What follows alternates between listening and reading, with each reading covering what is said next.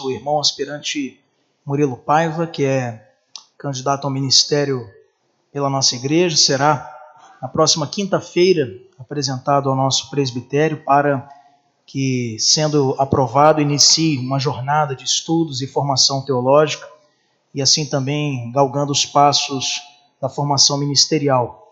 Murilo já há muito tempo vem comunicando tanto de maneira interna como também de forma externa. Esse é um dos requisitos para o envio de vocacionados, é que a igreja reconheça também esta vocação, e essa igreja, na pessoa do seu conselho, o aprovou para seu encaminhamento aos estudos teológicos, e será ele, inclusive, avaliado também por outros pastores e presbíteros por ocasião da reunião ordinária do nosso presbitério, que será sediada na nossa igreja na próxima quinta-feira.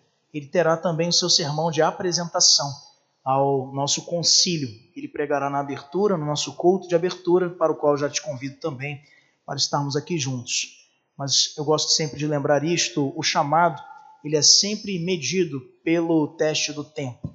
Então, o tempo ele pode parecer para muitos um medidor de cansaço ou de desistência, somente para aqueles que não possuem verdadeiro chamado do Senhor, pois o chamado não se apaga.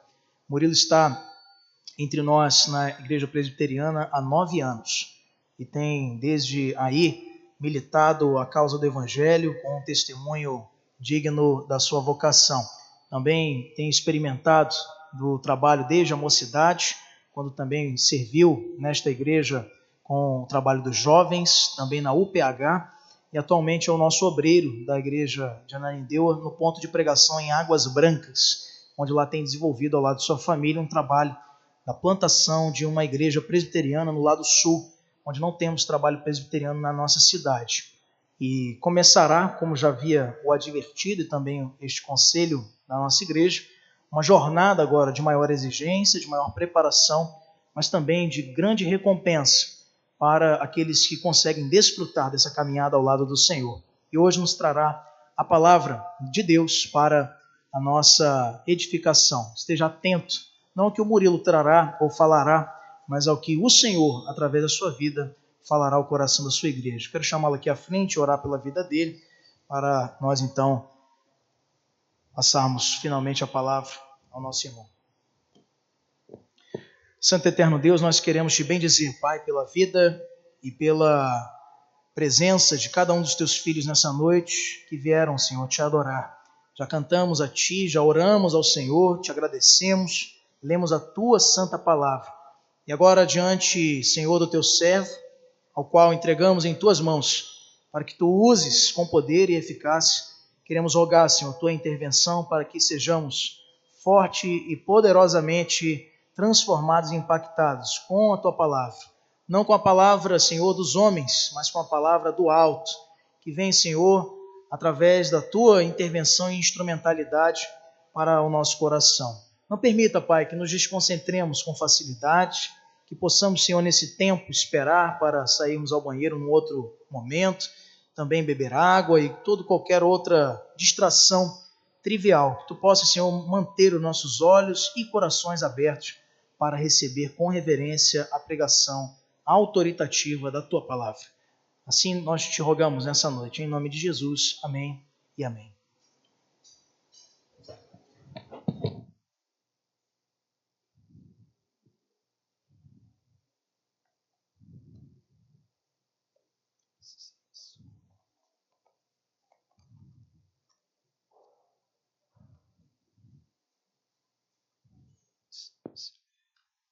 Som. Meus irmãos, a graça e a paz do nosso bom Deus. Para mim é sempre um privilégio, uma grande alegria subir aqui a esse púlpito para transmitir a palavra do Senhor. Confesso que já estava com saudade, pois no ano passado tive minhas responsabilidades mais voltadas lá para Águas Brancas, para o ponto de pregação.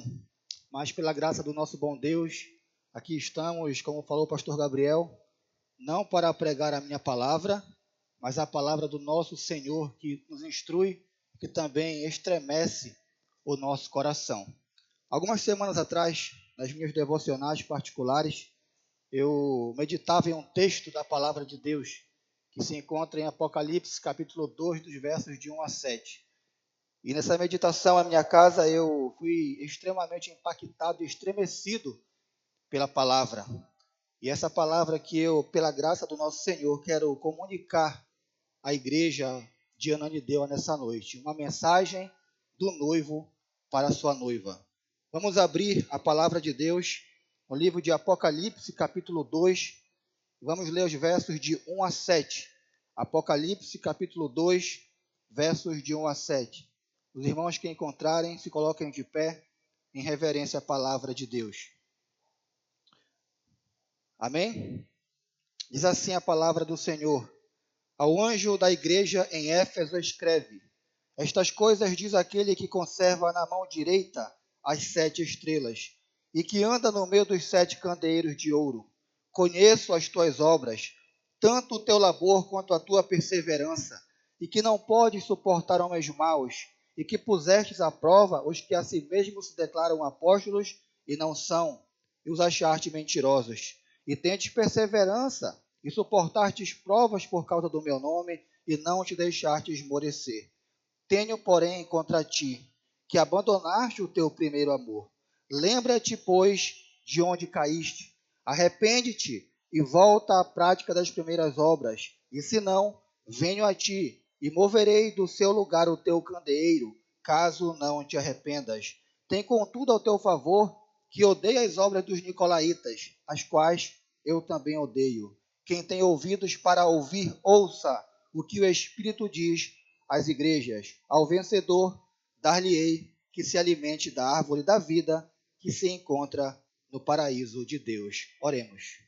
Pai bendito, tua palavra é poderosa, meu Deus. Ela é mais cortante do que uma espada de 2 gumes.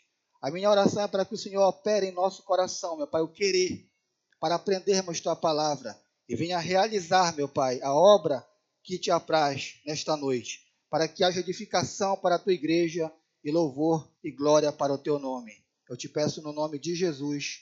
Amém. Os irmãos podem se assentar. Meus irmãos, imagine um casal recém-casado, no início do casamento, onde o noivo olha para sua esposa e tudo o que ele quer está presente com ela. Da mesma forma, a sua noiva olha para o seu marido e tudo o que ele quer, tudo o que ela quer está ao lado dele. E isso dura, em média, 1 a 2 anos, mas com o passar do tempo, isso vai acabando. O marido continua a ir trabalhar, ele continua a pagar as contas da casa, ele continua com as suas obrigações no lar, mas, no entanto, não há mais desejo de estar presente com a sua esposa. Não há mais um desejo genuíno no coração do marido de conversar, de dar carinho. Aquele amor do começo, de trocar mensagem, de passar horas conversando, até as altas madrugadas, não existe mais. O amor se esfriou. O amor começou a acabar. E o momento chega, e a esposa chega para esse marido e diz: meu bem, você está aqui em casa. Você cumpre com as suas obrigações, mas você não está mais presente comigo. O seu amor se esfriou. Esse era o grande contexto da igreja de Éfeso. Uma igreja engajada na obra do Senhor. Uma igreja que era eloquente no que diz respeito ao seu serviço para Deus. Mas em algum momento dessa caminhada, ela colocou as coisas do Senhor no piloto automático. No piloto automático. No entanto, meus irmãos, isso não aconteceu do dia para a noite. Teve um começo. A igreja de Éfeso, ela estava estabelecida na cidade de Éfeso, que era uma grande metrópole. Ali estava o porto da Ásia. Ali também se encontrava uma das 8ª maravilhas do mundo do tempo antigo, o templo da deusa Diana dos Efésios, que era um templo de mármore, cheio de pedras de ouro, pedras preciosas, 4 vezes maior do que o templo da deusa de Atenas, naquele contexto ali. E é nesse contexto de idolatria, pois a cidade de Éfeso estava localizada em um contexto de idolatria, onde o culto ao imperador acontecia constantemente, e nesse contexto de idolatria, de perseguição aos cristãos, é que o apóstolo Paulo vem para plantar essa igreja em Éfeso. Ele planta essa igreja e de forma extraordinária, um poderoso avivamento se instala naquela cidade. Sem os recursos da comunicação que nós temos hoje em dia, Paulo, em menos de 3 anos, ele impacta a cidade de Éfeso com o evangelho, de modo que as pessoas que estavam na idolatria vêm à cidade, em praça pública, confessam seus pecados e abandonam as práticas. Os feiticeiros trazem os livros de magia negra, colocam na praça pública e queimam, se arrependendo de seus pecados mediante a pregação do apóstolo Paulo naquela cidade. A igreja começou fervorosa, a igreja começou relevante, triunfante naquela cidade, de modo que até a economia, os recursos da cidade foram abalados. Atos capítulo 19 vai dizer que enquanto Paulo pregava o evangelho, um homem chamado Demétrio vai dizer: esse Paulo, ele tem perturbado as coisas aqui na nossa cidade, ele tem dito que não são deuses aquilo que nós fazemos com as mãos humanas. A pregação do evangelho foi tão impactante em Éfeso que baixou a economia, caiu a venda de imagens à luz da pregação da palavra. De modo que Atos capítulo 19 vai dizer que prevalecia a palavra do Senhor naquela cidade. Depois que Paulo sai de Éfeso, ele vai para Jerusalém. Passado um tempo, ele confia a igreja ao seu mais jovem cooperador e amigo, jovem pastor Timóteo, a quem ele escreve 2 cartas pastorais, mostrando as labutas do ministério que aquele jovem pastor iria enfrentar. Mais tarde, segundo a tradição cristã, aquela igreja foi pastoreada pelo apóstolo João, já no final do 1º século. Agora, meus irmãos, há cerca de 40 anos depois desses acontecimentos, quando Jesus envia uma ordem à igreja, às 7 igrejas da Ásia Menor, e começando com Éfeso, ele faz uma espécie de radiografia, ele prescruta as igrejas, como está no versículo 1, que ele anda no meio dos 7 candeeiros de ouro. Isso mostra que ele está presente dentro da sua igreja, ele anda na sua igreja, ele sabe a liturgia, ele sabe o que acontece no meio do seu povo. E ao olhar para a igreja de Éfeso, após 40 anos, ele percebe que a igreja ainda estava envolvida com a doutrina. Ele percebe que a igreja ainda estava envolvida com a obra. Era uma igreja engajada. Mas ele relata que a igreja havia perdido o seu primeiro amor. Não havia mais brilho nos olhos. Não havia mais desejo de estar na casa de Deus de maneira voluntária e vigorosa. O amor havia se esfriado. Por isso, meus irmãos, que a mensagem para a igreja de Éfeso é a mensagem para a igreja contemporânea dos tempos atuais.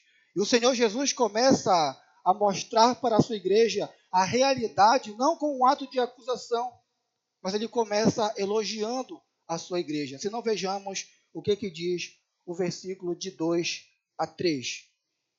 O noivo elogia a sua noiva. Diz assim: conheço as tuas obras, tanto o teu labor quanto a tua perseverança, e que não podes suportar homens maus, e que pusestes à prova os que a si mesmos se declaram apóstolos e não são, e os achaste mentirosos, e tendes perseverança e suportastes provas por causa do meu nome, e não os deixastes esmorecer. O Senhor começa a falar com a sua igreja com um elogio. Ele reconhece que a igreja de Éfeso, mesmo diante de um contexto de perseguição religiosa, pois Éfeso estava inserida em um local de extrema perseguição e idolatria. Então ele reconhece, ele diz: vocês têm perseverança, vocês não estão andando de mão dadas com os falsos apóstolos, vocês têm relutado contra as heresias que querem adentrar a igreja. O Senhor reconhece isso em sua igreja. Ele vai dizer aqui que eles rejeitaram os falsos apóstolos. Paulo, no capítulo 19 de Atos, vai advertir a igreja dizendo que após a saída dele, lobos tentariam penetrar o rebanho de Deus para dispersar a igreja. Vai dizer também que dentre o povo iriam surgir aqueles que tentariam dispersar, corromper a igreja do Senhor. E esse tempo havia chegado. Agora a igreja está sendo rodeada pelos falsos profetas, falsos apóstolos daquela época, mas a igreja permanece firme. Isso é um elogio, meus irmãos. Nós também, nos tempos atuais, não podemos andar de mão dadas com aqueles que querem perverter a palavra de Deus. Nós temos que ser firmes na doutrina. Nós temos que pregar a palavra de todo o nosso coração e não fazer da palavra algo que venha acalentar o nosso coração, que venha trazer expectativas externas para nós. Mas a palavra tem que ser pregada com fidelidade, com verdade nos lábios. Assim como a igreja de Éfeso, ela rejeitou os falsos apóstolos, rejeitou aqueles homens de penetrarem a igreja, de falarem com a igreja. Agora o Senhor está elogiando a igreja de Éfeso por essa atitude. Ele vai dizer no versículo 6, tens contudo a teu favor que odeia as obras dos nicolaítas, as quais eu também odeio. O que o Senhor está dizendo aqui? Ele está dizendo que a igreja de Éfeso, ela odiava aqueles que queriam perverter o caminho do Senhor. E o próprio Senhor também odiava homens assim.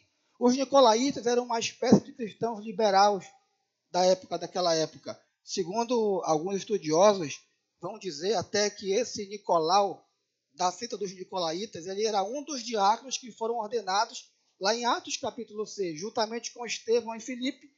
Não há uma grande unanimidade sobre esse contexto, sobre essa frase, mas alguns dizem que pode ser ele que depois se perdeu do caminho e fundou a seita dos nicolaítas, que era um tipo de cristãos que prezavam por uma vida liberal, sem compromisso com a cruz, sem compromisso com o evangelho, mas que você poderia fazer qualquer coisa com o seu corpo, com os seus pensamentos, com as suas palavras. E não é assim hoje em dia? Quantos são aqueles que querem adentrar a igreja do Senhor, mas não querem compromisso com a verdade, não querem compromisso com a palavra de Deus, estão apenas passeando pela igreja com desejos no coração totalmente ruins, para dispersar o rebanho, para corromper a igreja de Cristo. Mas a igreja de Éfeso prevaleceu contra os falsos profetas. E nós também temos que prevalecer. Foi pregado isso na EBD hoje pela manhã que eu esteve aqui. Ouviu? O apóstolo Paulo ele exortou a igreja de Colossos contra os falsos mestres que queriam perverter aquela igreja. E nós também temos que agir assim. Mas não para por aí. O Senhor também elogia a sua igreja pelo trabalho e engajamento no reino de Deus. Ele vai dizer no versículo 2 ainda, conheço as tuas obras, tanto o teu labor quanto a tua perseverança. A igreja de Éfeso também era uma igreja que abraçava o trabalho, não era uma igreja acomodada, era uma igreja que não faltava os cultos, era uma igreja que colocava a mão na massa, que servia ao Senhor com alegria, era uma igreja que não media esforço para estar na casa do Senhor, não importa se estava frio, não importa se estava quente, se havia chover, eles estavam lá para cultuarem ao Senhor, mesmo diante de perseguição, mesmo diante de problemas que aconteciam naquele contexto ali da cidade de Éfeso. Era uma igreja que estava presente com o Senhor, era uma igreja que estava labutando pelo trabalho. A palavra labor aqui remete ao trabalho até o limite da exaustão. Era uma igreja que se entregava a Deus com respeito ao seu serviço. E nós podemos tirar aplicações daqui para nós. Lembre-se, o Senhor está elogiando a igreja. O Senhor de fato quer uma igreja que coloque a mão na massa. O Senhor não quer uma igreja que apenas esquente banco. O Senhor não quer uma igreja que apenas vem para os cultos de domingo, para ouvir o pregador. Ele quer uma igreja que ouça a palavra e pratique a palavra e que aprenda a viver a palavra de uma maneira viva no meio da comunidade. É isso que o Senhor quer da igreja. Ele elogia a igreja de Éfeso pelo labor, pelo trabalho e também pela sua perseverança. Aqui expressa uma resiliência, uma resistência constante em meio às tribulações. O povo, quando ia para a igreja, poderia ser abordado pelos guardas romanos e levados a adorar o imperador. Poderiam ser mortos. Mas a igreja ainda assim não desistia. Estava na casa de Deus e colocava a mão na massa e não resistia e não recuava diante das tribulações, diante das dificuldades. Esse deve ser o nosso papel ainda nos dias de hoje. Mas não somente isso. O Senhor também elogia a sua noiva com respeito à perseverança nas tribulações. Acompanhe comigo o versículo 3 da palavra de Deus. Diz assim, e tens perseverança, e suportastes provas por causa do meu nome, e não te deixastes esmorecer. Ser crente em Éfeso, meus irmãos, como eu disse aqui, não era popular como hoje em dia é. Hoje em dia é popular ser cristão. Hoje em dia postar uma foto dizendo que você é cristão é popular. É moda ser cristão hoje em dia. As pessoas, os famosos, passam por tribulações e de repente dizem que se converteram e postam na internet. Quantos não são aqueles que acham que ser cristão hoje em dia é moda? É bonito. E de fato é, mas não como eles pensam. Porque no contexto aqui de Éfeso, da igreja de Éfeso, ser cristão era assinar uma sentença para a sua morte. Uma sentença. A dura perseguição que envolvia aquela igreja. Eles estavam inseridos naquele contexto. Mas eles tinham perseverança na tribulação. Eles não adoravam o imperador César. Eles não cultuavam a deusa Diana, nem a deusa Atenas. E por isso muitos eram mortos. Por isso muitos eram perseguidos. Mas eles tinham perseverança em buscar e em servir ao Senhor. Felizmente hoje, uma parte da igreja do Senhor tem colocado no coração uma espécie de desejo de receber do mundo elogios. E quando eu digo mundo aqui, eu não estou falando da beleza da criação do nosso Deus. De fato, isso é maravilhoso. Eu digo aqui o sistema desse mundo corrompido e caído, do qual nós estamos inseridos. Muitos querem receber elogios, muitos querem dar de mão dadas com esse mundo. Quantos não querem fazer isso? Mas o Senhor vai dizer, lá em João capítulo 15, se o mundo vos odeia, sabei que primeiro ele odiou a mim. O mundo odiou o nosso Senhor. Como é que nós queremos receber elogios de um mundo que crucificou o nosso Salvador? Como é que nós queremos receber elogios de um mundo que persegue cristãos, que queima igrejas? Como? Mas isso é a realidade de muitos nos dias atuais, infelizmente. Ele vai dizer ainda, de todos sereis odiados por causa do meu nome. À luz desse texto, é totalmente incompatível com a palavra de Deus andarmos de mão dadas com o mundo. A igreja de Éfeso, ela perseverava nas tribulações. Será que hoje, o Senhor, ao olhar para a igreja contemporânea, brasileira, será que ele poderia dizer para essa igreja, conheço as tuas obras, e sei da tua perseverança e do teu labor, porque você tem perseverado em me seguir? Será que ele falaria isso para a igreja contemporânea nos dias atuais, que se vende por qualquer coisa, que passa pelas menores tribulações da vida e abandona o Senhor, que passa por perseguições, não é física, mas perseguições ideológicas, aí na mídia, e já se estremecem em querer abandonar o seu mestre? Será que o Senhor elogiaria a igreja contemporânea como elogiou a igreja de Éfeso? Meus irmãos, até aqui, a igreja de Éfeso, ela, segundo John MacArthur, é uma igreja modelo. Uma igreja que para nós hoje seria uma igreja sem defeitos. Preste atenção, uma igreja que tinha ortodoxia, doutrina reta, compromisso com a verdade. Uma igreja que era perseverante na obra, engajada na obra do Senhor. Era uma igreja que perseverava nas tribulações. Ela não arredava o pé da casa de Deus diante das dificuldades. Uma igreja perfeita, uma igreja modelo para todos nós. No entanto, entretanto, todavia, no versículo 4 de Efésios, de Apocalipse, capítulo 2, o Senhor exorta a sua igreja. Ele vai dizer, a partir do versículo 4, acompanhe comigo: tenho, porém, contra ti que abandonaste o teu primeiro amor. Aqui, meus irmãos, está o que nós podemos chamar de o coração da mensagem. Porque nós podemos cair em uma ideia de que fazer a vontade de Deus é somente vir para a igreja, somente participar dos cultos, somente se engajar no trabalho. A igreja de Éfeso fazia isso e foi elogiada pelo Senhor. Isso era bom, isso era positivo. No entanto, não era suficiente. Não era suficiente. O Senhor queria mais que trabalho. Ele queria mais que envolvimento, perseverança. Ele queria intimidade com a sua igreja. Tenho, porém, contra ti que abandonaste o teu primeiro amor. A igreja havia se acostumado com a rotina.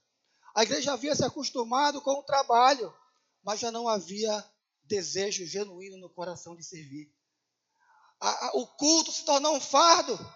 Ouvir a palavra se tornou um peso para a igreja. Não havia mais amor pela palavra de Deus. O Senhor não deixa de elogiar a sua igreja pela perseverança, mas Ele quer intimidade conosco, meus irmãos. Ele quer que nós nos acheguemos a Ele com o coração totalmente voltado, de todo o coração. A lei se resume a isso. O Senhor vai dizer na sua palavra: amarás o Senhor teu Deus de todo o teu coração, com toda a tua alma, com todo o teu pensamento e com todas as tuas forças. A lei se resume a isso. E o teu próximo como a ti mesmo. Mas a igreja, movida por uma agenda cheia de programações e de atividades que são importantes, pois o Senhor elogiou isso na igreja, mas Ele queria que a igreja estivesse envolvida na perseverança, Ele queria que a igreja estivesse envolvida no trabalho, na ortodoxia, mas também com o coração vivo pelo amor ao Senhor. Ó, meus irmãos, olha para o Antigo Testamento, quando o povo oferecia sacrifícios ao Senhor, e quando você vem para o Novo Testamento, em Mateus capítulo 21, você vê que as pessoas iam para o templo e compravam os animais dos vendilhões para sacrificarem de qualquer forma. Aquele animal que era sacrificado deveria ser, você deveria criar aquele animal como um sacrifício de culto ao Senhor, mas eles estavam apenas comprando e sacrificando a Deus, ou seja, uma rotina, uma fé mecânica, não verdadeira.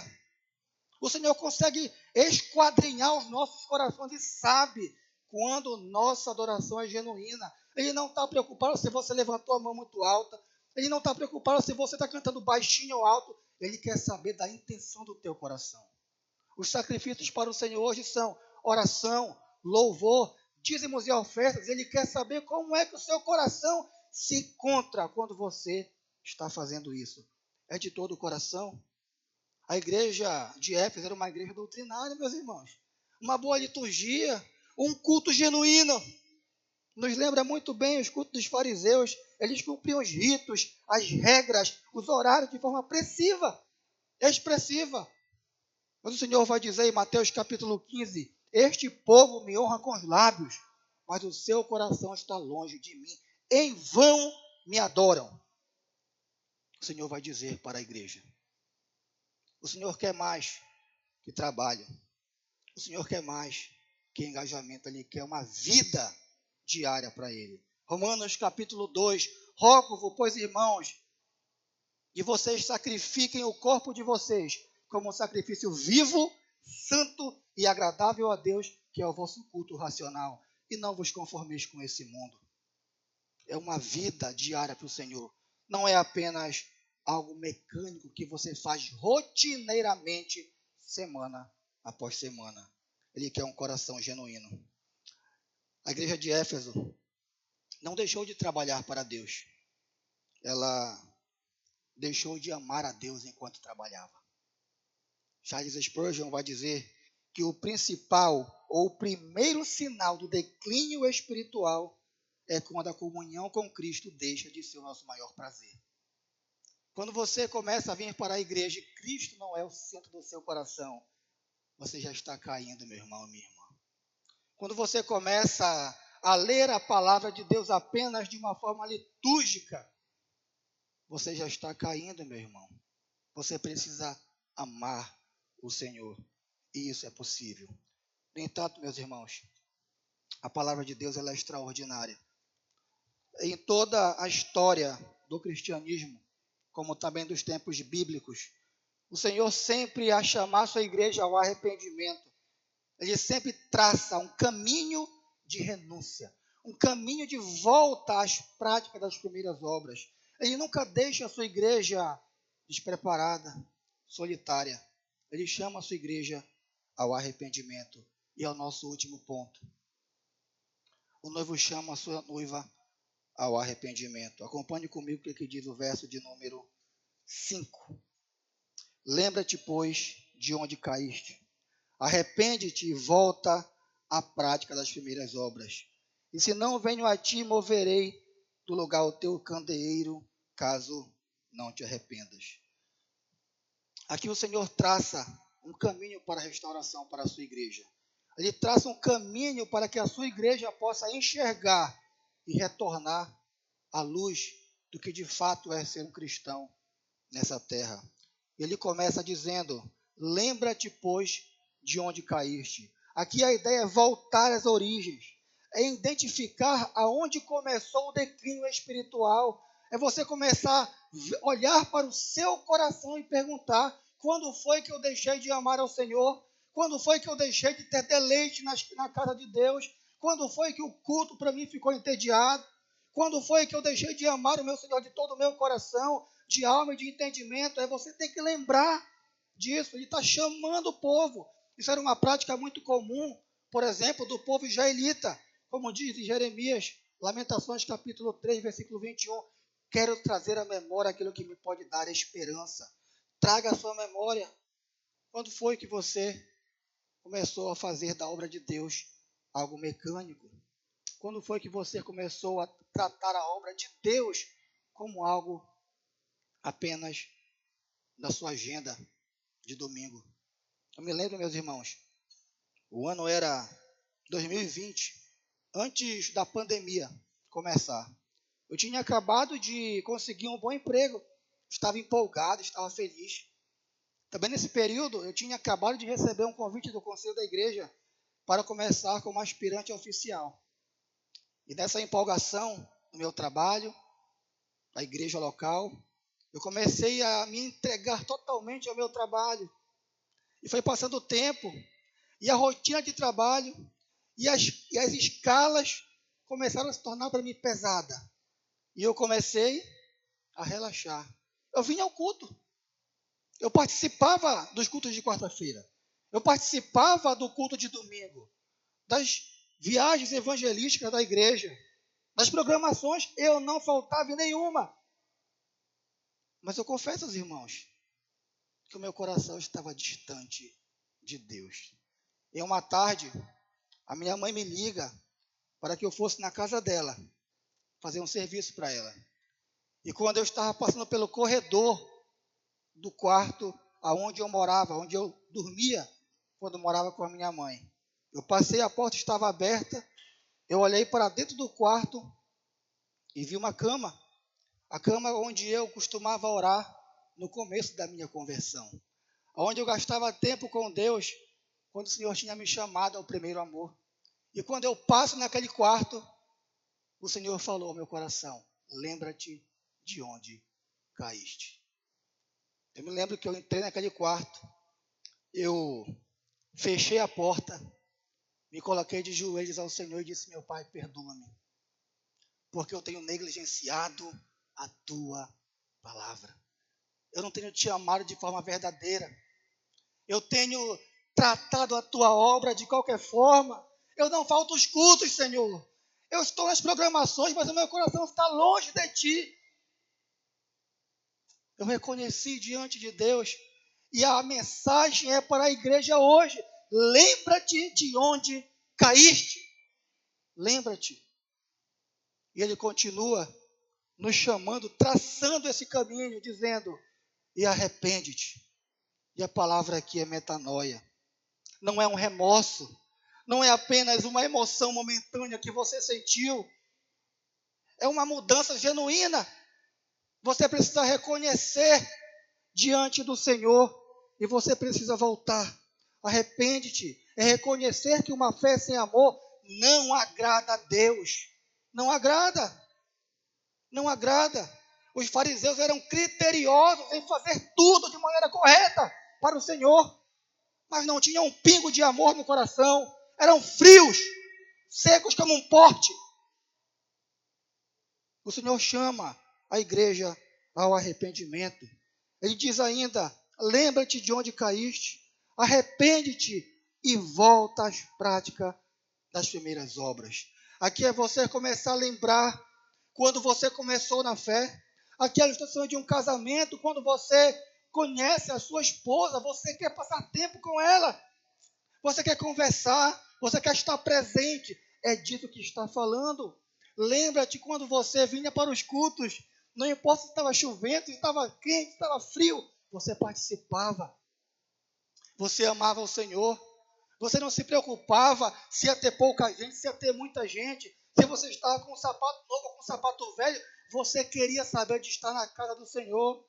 Porque os atos do Senhor valem mais do que 1000, como diz o salmista.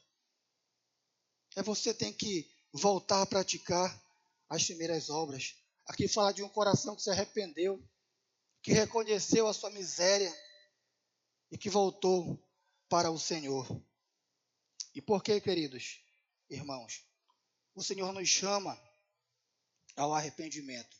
Porque no próprio texto, ele deixa uma advertência para a igreja de Éfeso, como também para a nossa igreja nos dias de hoje. Vamos ler novamente o versículo 5. Lembra-te, pois, de onde caíste, arrepende-te e volta à prática das primeiras obras. E se não, venho a ti e moverei do seu lugar o teu candeeiro, caso não te arrependas. O candeeiro aqui era aquele candelabro que iluminava o templo no Antigo Testamento. No Novo Testamento, se é a luz da igreja, é a luz de Cristo que reflete sobre a igreja. Mas se a igreja não se arrepender e voltar ao seu primeiro amor, o Senhor está dizendo: eu vou retirar a luz do meio de vocês. Mateus capítulo 5, verso 13. Se o sal vier a ser insípido, como lhe restaurar o sabor? Para nada mais presta, a não ser para ser pisado pelos homens. A história comprova o que eu estou falando. Olha para Éfeso hoje em dia. A cidade está em ruínas. A igreja não existe mais, está em escombros, porque ela rejeitou o tempo da visitação. Eles não ouviram a voz do Senhor, eles não ouviram o que o Espírito diz às igrejas. E por isso foram para a ruína. Mas aqueles que se arrependem, para aqueles que lembram de onde caíram e voltam a praticar as primeiras obras, o Senhor tem uma promessa que se encontra no versículo 7, na parte B. Ele diz: ao vencedor, dar-lhe-ei que se alimente da árvore da vida que se encontra no paraíso de Deus. A promessa é para aqueles que se arrependem, é vida eterna. É uma vida com o Senhor que já começa aqui, uma vida de intimidade com o Pai e que nos levará para a eternidade, para uma vida eterna com o nosso Senhor. Essa é a promessa, meus irmãos. A mensagem termina com um apelo urgente. Quem tem ouvidos para ouvir, ouça o que o Espírito diz às igrejas. O noivo continua falando com a igreja hoje. Ele nunca deixou de falar. Ele nunca ficou sem voz no meio da sua igreja. A grande pergunta é: a igreja tem ouvido a voz do Senhor? A igreja tem atentado para as advertências do noivo, para a sua noiva, nos tempos atuais? Eu quero concluir, queridos, essa mensagem com 3 aplicações práticas para a nossa vida. A primeira: examine o seu coração. Meus irmãos, o coração do homem é enganoso. O coração do homem é extremamente enganoso. Você pode estar vivendo uma mentira religiosa por causa das atividades, por causa do engajamento, mas o seu coração pode estar longe de Deus. Examine o seu coração essa noite. Em segundo lugar, não substitua intimidade por atividade. Deus, ele tem mais prazer em ter comunhão conosco do que ver um povo que está 24 horas envolvido em obras, em trabalhos, mas com o coração totalmente disperso da vontade dele. O Senhor quer ter comunhão com você e comigo. Lembre-se disso. Em último lugar, volte ao primeiro amor hoje. Eu sei que tem gente aqui hoje que tem vivido isso, que eu, um tempo atrás, vivi. A oração que eu faço ao Senhor é que você volte hoje ao primeiro amor. Hoje o Senhor estende a mão de misericórdia e diz, volta. Lembra do filho pródigo, que lá no meio do mundão, ele lembra da casa do pai e volta para a presença dele. Lembra hoje e volta a praticar as primeiras obras de quando você se converteu, de quando o Senhor te chamou das trevas para a sua maravilhosa luz. Quero concluir com uma frase de um autor anônimo que nos chama a reflexão nessa noite. Ele diz, não é a falta de atividade que apaga a igreja ou a chama da igreja, mas é a perda do primeiro amor pelo Senhor. Lembra-te hoje de onde caíste. Vamos orar. Pai Santo, a Tua palavra, meu Deus, é poderosa e eficaz. Por isso nós te pedimos, meu Pai, que essa semente que foi lançada hoje possa frutificar em cada coração. Para que nós, meu Pai, depois de sermos advertidos pela Tua palavra, ó Deus, possamos, ó Deus, olhar para Ti e reconhecermos, meu Deus, que estamos vivendo muitas das vezes uma vida apenas de trabalho. Mas abandonamos o nosso primeiro amor. Abandonamos uma vida de intimidade contigo. Uma vida, meu Pai, que te alegra, que traz exaltação para o Senhor. Nossa oração, meu Pai, é que o Senhor venha avivar o nosso coração. Como orou certa feita o profeta Abacuque. Aviva, Senhor, a tua obra. No decorrer dos anos, faz ela conhecida. E na tua ira, meu Pai, lembra-te da tua misericórdia para com a tua igreja. Para que a tua igreja possa frutificar e possa, meu Pai, te amar como o noivo ama a sua noiva a cada dia mais. Essa é a nossa oração. No nome santo, forte e poderoso de Jesus. Amém. A palavra está com o pastor Gabriel.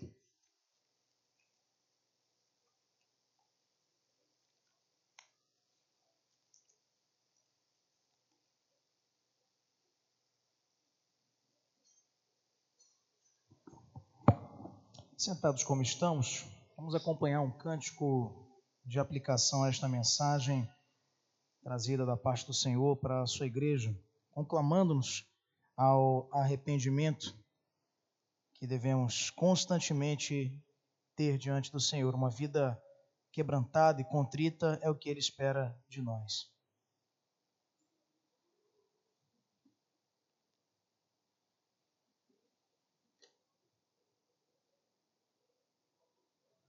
Lembra-te, pois, de onde caíste. Arrepende-te e volta à prática das primeiras obras. E se não, venho a ti e moverei do seu lugar o teu candeeiro, caso não te arrependas.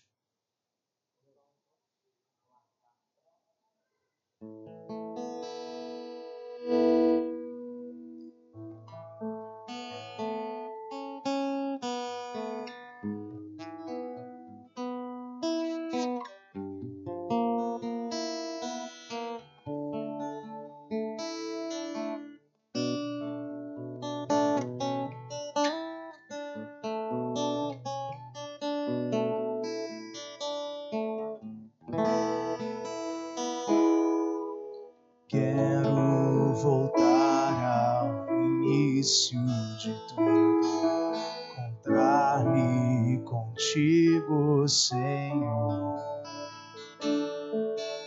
Quero rever meus conceitos, eles eu quero reconstruir. Vou regressar ao caminho, vou ver as primeiras obras, Senhor. Eu me arrependo, Senhor, me arrependo, Senhor, me arrependo, Senhor. Eu quero voltar ao ao primeiro amor, ao primeiro amor. Eu quero voltar a Deus. Eu quero voltar ao primeiro amor, ao primeiro amor. Eu quero voltar a Deus.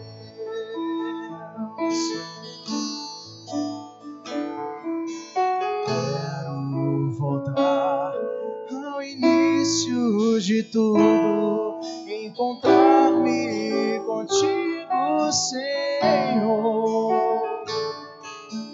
Quero rever meus conceitos, valores, eu quero reconstruir. Vou regressar ao caminho, vou ver as primeiras obras, Senhor. Eu me arrependo, Senhor, me arrependo, Senhor, me arrependo, Senhor. Eu quero voltar ao primeiro amor, ao primeiro amor. Eu quero voltar a Deus. Eu quero voltar ao primeiro amor, ao primeiro amor. Eu quero voltar a Deus.